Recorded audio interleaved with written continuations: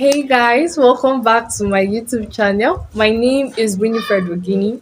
If you're watching me for the first time, thank you. And I hope this will not be your last time of seeing my face and watching my videos. And if you're not watching me for the first time, welcome back.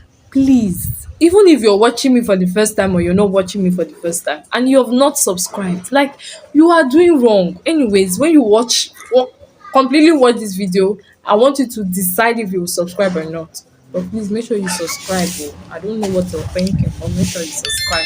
Okay, in this video, I want to talk about major academic struggles every medical student faces.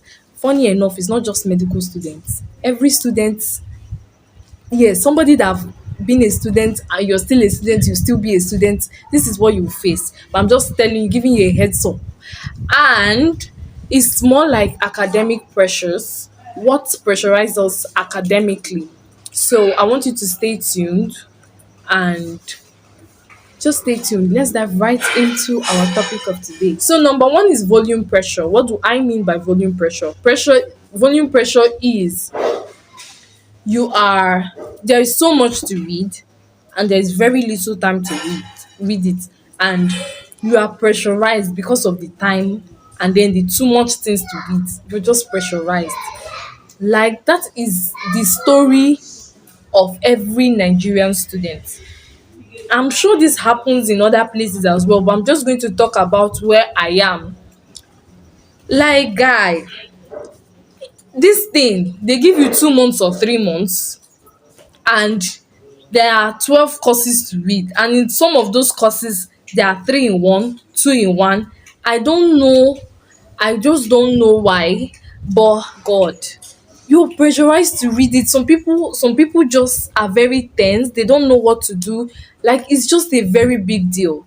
And this is what causes students to take energy drink.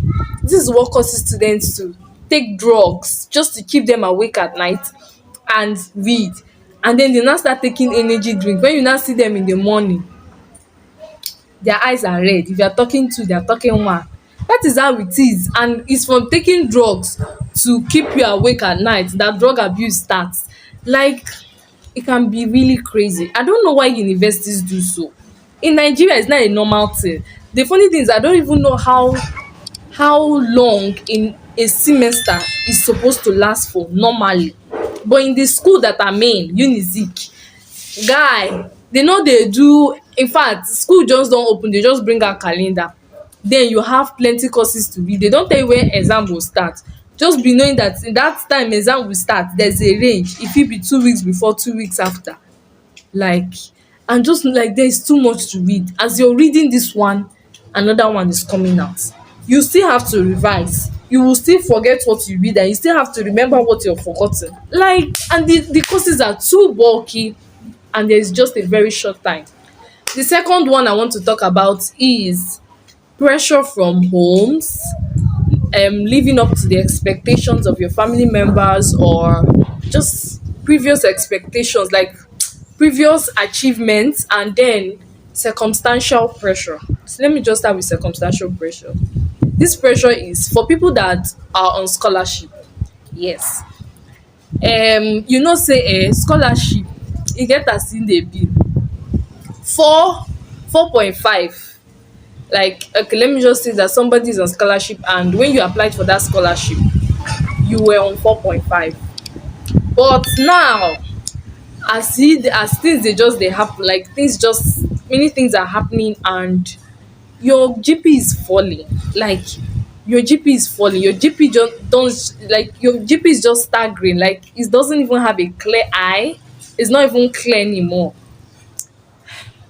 You just want to make sure that you can maintain that 4.5. You can still stay at that 4.5. Like that scholarship you're on right now, like it's making you, like it's pressurizing you. I'm not saying it's pressurizing you, but you have things that are trying to tell you that you can't deviate, you cannot give up, you can't move down, you can only move up. Like, and then not just the scholarship sef. What else is that?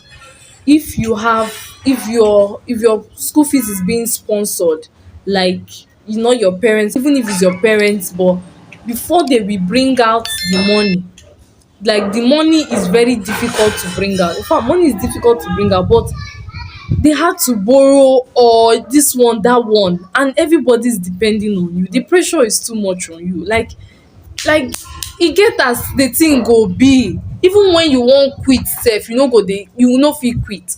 Even in that volume pressure I even talked about, there's how things will become that you even start thinking of sorting your courses, because you know that a lot is going on and you cannot fail. You cannot fail. Then I talked about living up to expectations. In medical school there are so many students, and these students, some, let's say like it just, I won't say a good percent of them, but I know like some are at the tops, like they are top 10, top 5, top 3, top 20 from whichever high school they are coming from. And when they come into that medical school,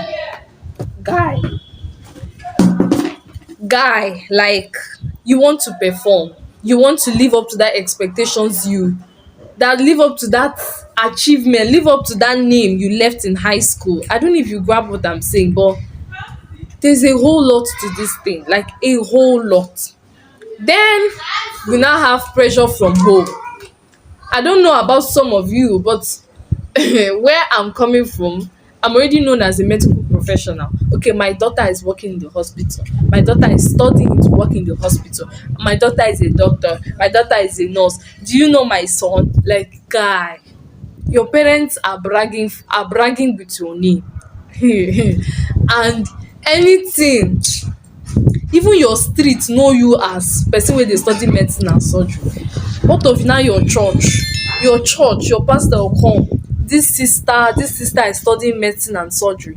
At that moment you automatically amen. So guys, the video got long. Please turn on your notification bell for part 2 of this video, and if you have not subscribed, subscribe.